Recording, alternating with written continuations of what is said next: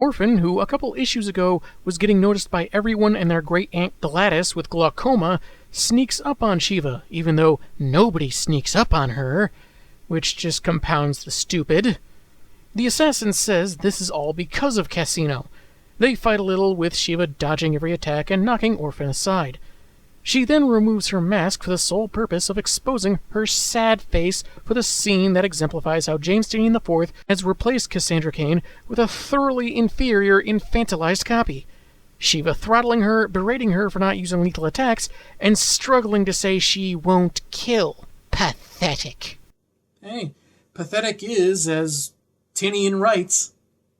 Now, I considered arguing this comic's won't kill versus the don't kill of the original meeting in Batgirl, but I figured maybe that would just be semantics. What isn't semantics, however, is that back then, Cassandra Cain was strong, defiant, courageous in her convictions, and intelligent. Orphan? Tinian has written her weak, ineffectual, incompetent. Also, he can pretend he has a mastery of character emotions. These are not the same character. Saying she would have preferred not knowing what David Cain did with her daughter, Shiva strikes Orphan's neck, shutting down her nervous system, just as Bat's man and woman intervene, the latter aiding Cassino. Bruce has faced Shiva before and won, so he says, but she claims that was on an occasion where she had to play the loser. She quickly overpowers and pins him down, saying that she found Cassino unworthy, and instead of killing the Bat now, she'll simply destroy the city as some of her minions show up. Batman throws a device of some kind at her, but she catches and crushes it before disappearing with her shadows. If things weren't bad enough, Clayface reports in saying that they took off with Batwing and Azrael. Shiva! These superheroes followed us home. Can we keep them? Please, please, please? I promise to feed and walk them every day. Renee Montoya is on the phone with Kate, informing her that Bats is the lead suspect in Hades' assassination. There have been 40 Joker toxin attacks, people are leaving the city in droves, and police, including the more trigger-happy, have been authorized to shoot vigilantes on sight. So, it's a Wednesday? After the call, Duke Thomas, aka The Signal, tells Kate that he's finished cross-referencing the colony's list of suspected shadows with the Batcomputer's Gotham database. 57 people lived in the buildings targeted by Bad-Eye drones, and were found deceased, the League of Shadows likely usurping their lives for a short while before vanishing. He leaves, and then Batwoman has a chat with her dad, who warns her to get out of the city. Tonight was their one chance to stop the Shadows, and they failed. They don't care about credit or notoriety, they'll just slaughter everyone. Jacob encountered Shiva the previous year, walking into their base alone and stabbing him through the ribcage, tied him to a chair, and made him watch while she murdered 43 of his soldiers. And she enjoyed it! Naturally, Cassino is watching this, tears streaming down her face, because of course this is going to boil down to her thinking she's destined to be bad because her mom is bad. If you remember my review of the Batgirl Ongoing from a couple years back, you'll also remember that Shiva didn't consider herself, a mindless killer. Sure, she killed people, but it wasn't about ending someone's life arbitrarily. It was about challenging herself, which ultimately belied a hidden death wish. This Shiva doesn't seem to have any motivation. Maybe it'll show up in later chapters, but this doesn't make me want to find out because the writer just keeps taking good, interesting characters and making them worse. She has a generic superior attitude, seems to simply enjoy killing people, and leads a bunch of secret killers. There's nothing interesting or distinct. She's like a villain from a 90s cartoon, where they're just evil for the sake of evil. Yet another downgrade. And whereas Cassandra Cain either understood she wasn't bad because of her parents, especially one that didn't raise her, I could see her at worst asking if having a bad mom made her bad, because she did have kind of an inquisitive streak to her. Unfortunately, in this case, we simply end the issue on sad Orphan hugging Batman, asking, "Why her?" Because this writer is painfully basic, that's why. Issue 953 sees Jim Gordon, who was hiding out in a Bloodhaven motel because he's been targeted before, taken to a chopper to get an idea of what's happening in Gotham. Batman and Batwoman are already on board, saying this isn't the Joker's doing. and that it's all a distraction. Mayor Haiti is dead. The city is on fire. And this is just the smoke and mirrors? No, that's just Tinian. Something about setting Gotham ablaze. It's like heroin to him. And besides, without all that fire, how are you going to get the smoke for all those mirrors? The deputy mayor locked down the city, and Bats needs Jim to steer that towards full evacuation. We flash back to Casino training under her dad, Idiot, treating her like garbage when she reveals she found a sash, or ribbon or scarf or something. She found it in his room and assumes it belonged to her biological mother for some reason. He claims it belonged to one of his victims, snagged by his belt by mistake, and he planned on destroying it. She doesn't believe him, and he berates her more by saying there's no mother longing for her. She's remembering this while looking at images of Shiva killing people, because for a secretive killer leading a clandestine society, photos of her in the act of murder are actually pretty plentiful. The weird thing is, these all came up in a Google image search for funny gerbil memes. Basil, on babysitting duty, can relate to bottling up feelings as a kid. How convenient and unsubstantiated. So he offers her his complete works of Shakespeare that helped him get through his hard times. Weird, since I'm pretty sure she can't read. He'll let her skedaddle, just wanting her to be safe since she's the only one in the city that likes him, so she hugs him and takes off. Ah, yes, that one time several issues ago where he felt sad and then she told him he wasn't evil anymore. Their one other interaction together.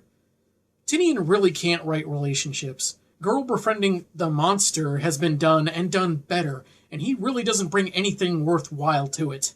Carlo reports that the girl snuck out and Bats heads her off, calling her by her civilian name, but she insists her name is Orphan. And I gotta side with her on this. She's certainly no Cassandra Cain. But it might have been a smart idea not to let her go by the code name of a murderer father in the first place. But we all know smart moves have no place in this series.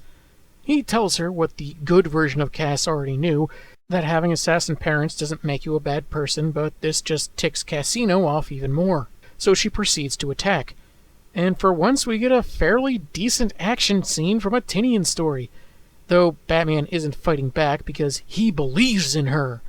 She manages to get away as Alfred calls about someone being in the cave, with a mysterious crash alarming Bruce enough to check it out. Batwoman arrives at the Belfry, finding Clayface splattered all over, somehow managed by the Shadows, I'm assuming something to do with Diet Coke and Mentos, who then take her by surprise and drag her to the holding cells, stabbing her in front of Jacob by Shiva's orders. Again, evil for the sake of evil. Orphan drops into Gotham's equivalent of Times Square, calls out her mom, and, surrounded by people, pulls off her mask. Even if this is meant to be dramatic, Tinian's done it so much it's lost all impact, and in front of all these people just amps up the stupid. Also, I guess the artist thought this character was black. Casino wants to know why Shiva abandoned her, but she'll only answer if the girl fights with intent to kill, since they both read body language and can see death. After a one-sided fight, Shiva kicks Orphan to the pavement and heads down a sewer. Meanwhile, Batman arrives at the Batcave, seeing his allies attacked on the monitors, and finds the intrusion Alfred talked about, Ra's al Ghul and Ubu. Bruce has got to find a better hiding place for his spare key than the fake rock outside. And the fact that he had to make it a bat-shaped rock really doesn't help anything. Number 954, Bats just attacks Ra's for answers, and even though he's nowhere to be seen in this wide shot here, Ubu suddenly just appears to defend his master. Yeah, anyway, after disabling the brute, Bruce cages Al Ghul, Ubu has vanished again, and it becomes clear that the demon's head isn't working with Shiva's cabal. Oh, and don't worry, Alfred is in bed sleeping off a sedative he unwittingly drank, which feels half-hearted and that doesn't really match up with the call earlier. Or is this Tinian's way of making Ra's all coy? Bats says his old adversary admitted the Shadows were a myth that he made up to keep his own goons in line, but he's told to think in greater detail of the conversation. In the Belfry holding cells, Jacob, still enraged by Kate's stabbing and subsequent abduction, is freed by the colony, led by Simon Samuels, who is just not a monster anymore. Yet another inconsistency to never be addressed. Back in the cave, Raish explains that he established the League of Assassins to integrate himself with the rich and powerful that would employ their services, guiding history from the shadows, because he didn't trust rich folk to see his vision of the world through. Batman uncovered the League of Shadows' existence, and his memory was magically wiped. But he would just end up investigating and discovering them all over again. And after about the third time, it was implanted in Wayne's head that Raish admitted the shadows were made up. Ah, the old Joe Quesada cop-out. It's magic. We don't have to explain it. But now, with the Tinian twist of, even if I explain it, it doesn't have to be satisfying. Shiva was put in charge of the group, but she apparently didn't like what Raish was planning with them, so turned them against him and made her own path of power and destruction. Now Al Ghul doesn't know how to stop her, but does know bats can't afford to not help.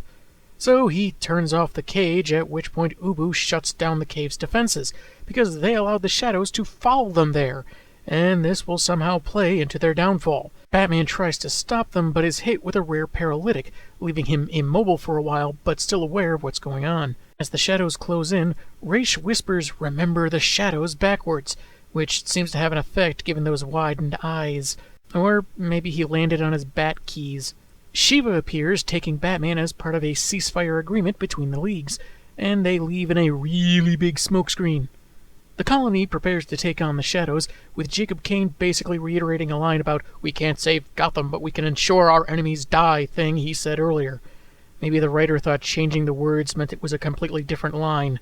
It's decided their best option is an airstrike, while their enemies are at the lowest point in the cave system beneath Gotham. But standing against the ninja is Orphan, with 2 bloody swords and a bunch of fallen shadows at her feet. That blood? Did she kill those ninjas? Is that what we're supposed to think? Does the writer really think this is dramatic? It's the same fake-out from Batman and Robin Eternal. How painfully unoriginal can one person be while not being Seth MacFarlane? Number 955 sees Kate, Jean-Paul, and Luke stripped and chained next to a thermonuclear bomb placed right at Gotham's fault line. Clayface is trapped inside a dozen or so containers, and shadows watch them in the darkness. Shiva returns with Batman in tow, ordering him disrobed to deprive him of any hidden tools. She pities the fact they'll never have the epic fight she'd always hoped for, as they plan to detonate the bomb when it's best for the morning news shows to cover Gotham's destruction. And that's when she's informed of a disturbance in the West Tunnels.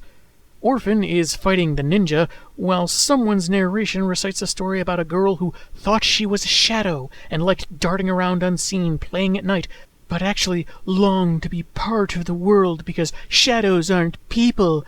And for once, the 2-page spread actually feels warranted.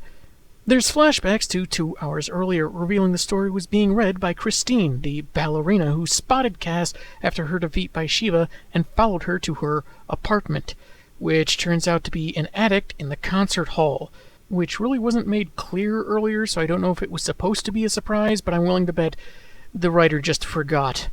Despite being freaked out by her before, she checked out a website called Spoiler Alert that showed Orphan fighting alongside Batman and recognizing her moves, from the split second before she panicked and took off. Yeah, that tracks. The story she was reading from was from a book Christine's mom bought, and she asks about Casino's mom, but her silence leads her to conclude that the evil lady she was fighting was her mom, because that makes so much fricking sense. But hey, we need an excuse for sadness and hugging. Casino says she's broken, but Christine knows she isn't. You know, based solely on that children's book she was reading. Because you see, it tells the truth in the simplest way possible, and in this case, it's about how the world will tell you what you are in a dehumanizing way. Kind of like how Tinian told Orphan she had to be a terrible, barely recognizable clone of Cassandra Cain. But with the knowledge of who you're meant to be, you can know yourself, which sounds like bland, generic self-help guru garbage. As current-time Casino takes down the 100 of ninjas and opens a door to even more, Christine reveals how the story ends. The Shadow Girl beats an evil witch using the skills she was given by hate and fear and bad intent, even though what was recited didn't mention any of that, but I guess as the reader it's our job to just assume it's in there. And the girl doesn't hurt anymore, no longer defined by those skills. So Casino takes off, revealing her name to Christine, who wishes her luck. The book, The Girl Who Was a Shadow, was written by Carolyn Wu San. That was sappy, manipulative drivel.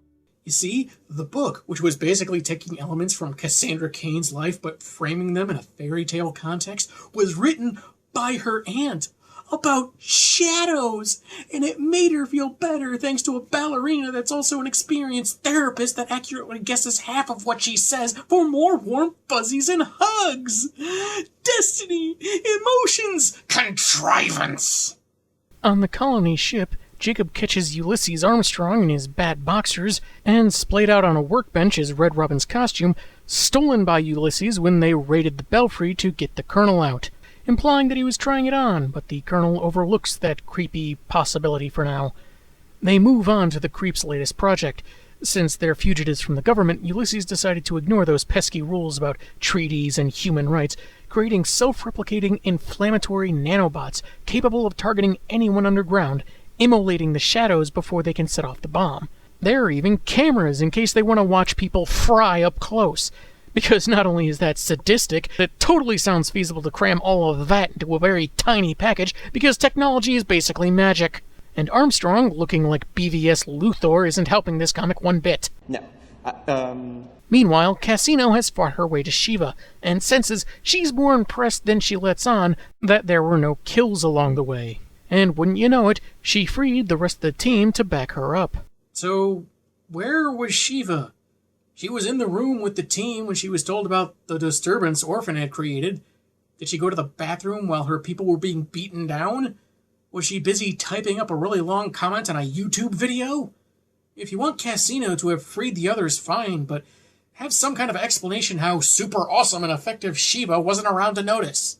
Issue 956's cover has martial artists duking it out in the sewers, which just reminds me I could be reading the much better IDW Ninja Turtle comic instead. Shiva asks a very assured Cassino if she considers her mother a great force for evil, for all the evil stuff she's done and will do, because evil.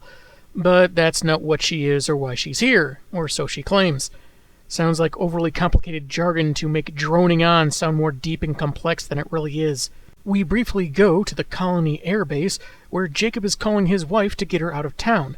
Ulysses, who changed into a different shirt for some reason, and I think put a period in this statement that didn't belong. Anyway, the kid says something obnoxious, and Cain mentions there are plenty of soldiers who'd gladly kill the hacker. Since it's never been hinted at before, it has to be stated now because shut up. The nanoswarm is on its way to the Shadow's lair, with the Colonel wanting to watch Shiva pay for taking his daughter. The assassin, meanwhile, is taking on the entire team with very little effort, especially since Clayface is ordered to rush Batwoman away when her stab wounds reopen. Seems like it'd be a better idea to send Azrael and keep the shapeshifter that could potentially overpower their enemy rather easily, but why start being smart now? Shiva claims that rather than being a moral choice, not killing is a weakness and selfish because you have to take responsibility and go full measure to cut out a tumor, and this feels like more stuff other people have written better before. Gotham has to be destroyed because of Ra's al Ghul's personal investment in it, and Utopia is within reach. She presses a device, possibly starting a combat playlist on her MP3 player, or setting the nuke to detonate in 5 minutes. While Batwing and Azrael leave to disarm it, Clayface poses himself and Batwoman as a couple shadows when one of the ones defeated by Orphan begin waking up. The colony drones notice how they've all been beaten but left alive, and the Colonel senses something amiss and belays Armstrong's cookout. Shiva rambles on how Bats is unknowingly part of oppressing the world, sounding an awful lot like Mother, and Cassino is a broken weapon. The unreasonable facsimile counters that while she sees death, she chooses life, and fatal strikes aren't necessarily the best ones, now able to get in several decent hits because reasons. See, before, Shiva was all calculating and ruthless and Orphan couldn't touch her, but after a storybook told her the same thing Batman did, she's even more powerful. Man, this story is idiotic. When Cass originally defeated Shiva, it was after a year of mental and physical preparation and outwitting her. Here it's just a hollow, she wins because. That's just lazy writing. Clayface sees the barbecue drones and drops his disguise to fight, which reveals to Jacob that Kate is alive, and he orders the swarm back. He doesn't care this may be their best shot to take out the shadows, and throws Ulysses aside to emphasize his point. Shiva is asked why she wants to destroy Gotham, and we get a flashback not of her watching Batman Begins 7 times, but to several months ago, where Ra's al Ghul had laid out some plans that seemed contrary to what the League she commanded was intended for. Cassino says she could understand the reasons, and Shiva seems to believe her, but doesn't get to explain, as Ra's shoots her with a sniper rifle. Also note the Man-Bat backup. Orphan is held at bay, and Ra's offers to ensure the shadows are locked up without possibility of escape, and to disarm the nuke. It's his design after all. Batman agrees, but makes it clear he's glimpsed something that Al Ghul will answer for. Shiva whispers something to Cassino before she dies, and her corpse is taken for the Lazarus Pit resurrection later. A week passes, Kate is dressed for the ballet with Bruce and Cassino, but is still weeks away from cape duty. A passing reference is made to Orphan's friend Christine, even though she's not specifically named. The team is allegedly patrolling tense city streets, and Bats is trying to make sense of unraveled memories, saying that this is only the beginning of a war unlike anything he's seen before. It's just like Carol said the old gypsy woman said! It relates to something Bruce attempted dabbling in during his training, something they'll need to fight the demon's head. Magic. Considering how often this writer tends to treat technology like magic anyway, this doesn't feel like a big change. It's just likely that next time they see a snarky, uninteresting teen prodigy, they'll just carry a wand and whine that the Harry Potter books just aren't accurate. That was League of Shadows, and it's a story that should have been left in the dark abyss of Tinian's fanfiction folder. I'll give it this much, some of the fight scenes are improved compared to previous stories, and Jacob does seem genuinely concerned about his daughter without it feeling forced or unearned, strangely and starkly in opposite of the previous poorer attempts by this writer. Though I wonder if I'd feel differently if I followed Batwoman at all. We get some cool-looking pages or panels every now and again. Just like the Eternal books, it feels like a very thin veil hiding substandard work. Magically erased memory does technically explain why Bruce didn't believe in the League of Shadows, but it feels like kind of a cheat. Whether that has to do with how often it was hammered into the reader that they didn't exist, I don't know. As a twist, it's pretty weak, but maybe the magic angle will explain the significance of the Shadow Ninja having black eyes, because they didn't get into that here. And you'd think his Uncle Jacob would have provided something to show Bruce in Rise of the Batmen if he cared at all about any kind of cooperation with his crew. Anything to help prove this group actually existed. Maybe mention facing Shiva, but that would have been smart. You know what else would have been smart? Ra's trying that paralyzing powder on Shiva. You're telling me a dude that's hundreds or thousands of years old at least couldn't figure out how to make that work? And as for reinvented Shiva, she's not interesting, which is to be expected from this writer. This new version comes off as evil for evil's sake, but we're expected to believe there's more to her because she says so, and it's hinted that she has better motives. But we have to wait and see yet again. Unfortunately, not only has Tinian pulled this before, he's not nearly good enough to deserve sticking around, considering how lackluster his execution tends to be. Tinian just can't help repeating himself. Gotham on fire? Check. Big conspiracy? Check. Spontaneous friendship with no foundation just to get people misty-eyed? Check. But his biggest desecration is, of course, his version of Cassandra Cain. He threw out her origin, warped her history, all for himself.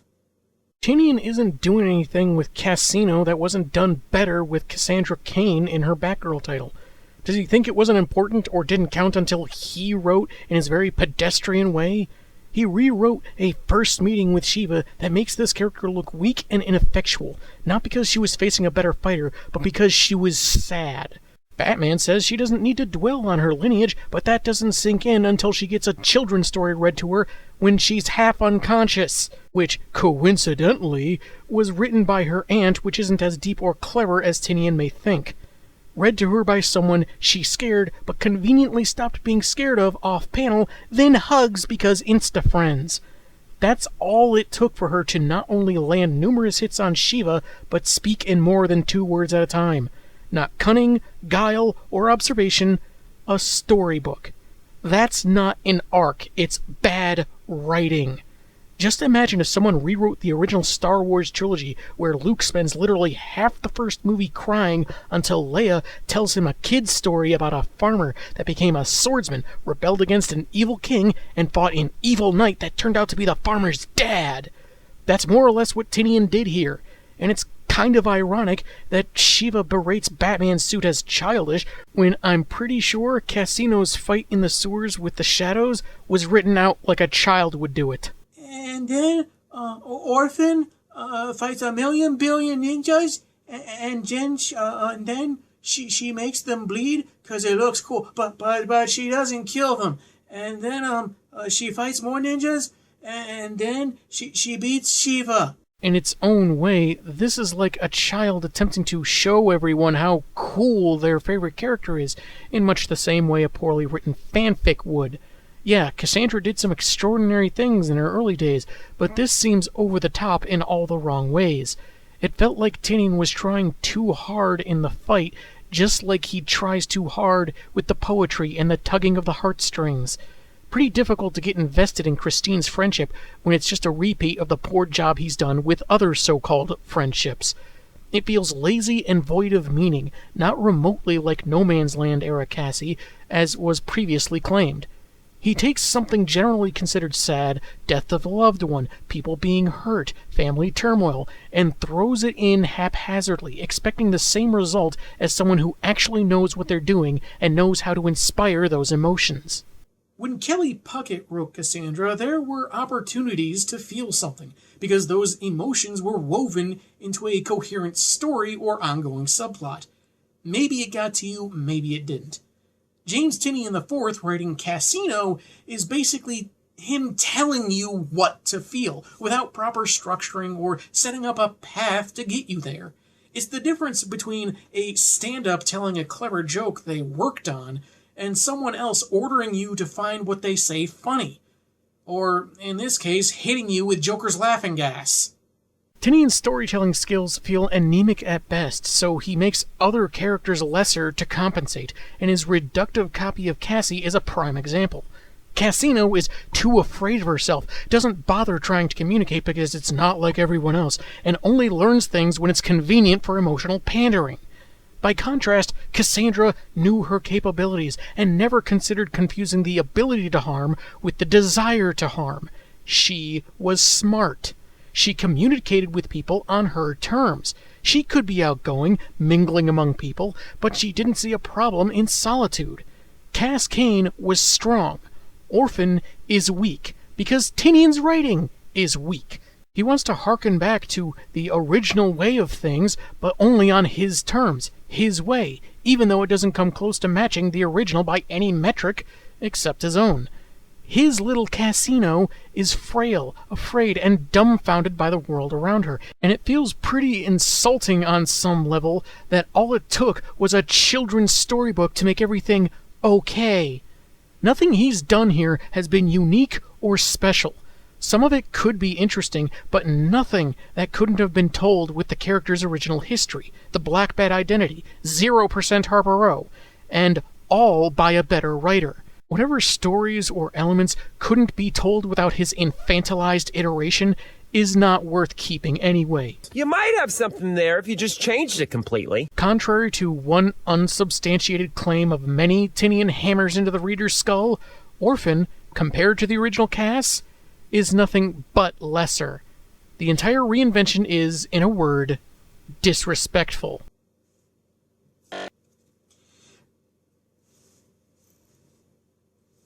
Something's supposed to change. You know what? Forget it. This story was painfully self-indulgent. The entire Orphan retcon continues to prove itself a horrendous mistake, and no amount of crying and hugging changes that. I should probably stop now, but, well, I'm not going to. I'm the Angry Spork, and man, am I sick of persistent bad ideas.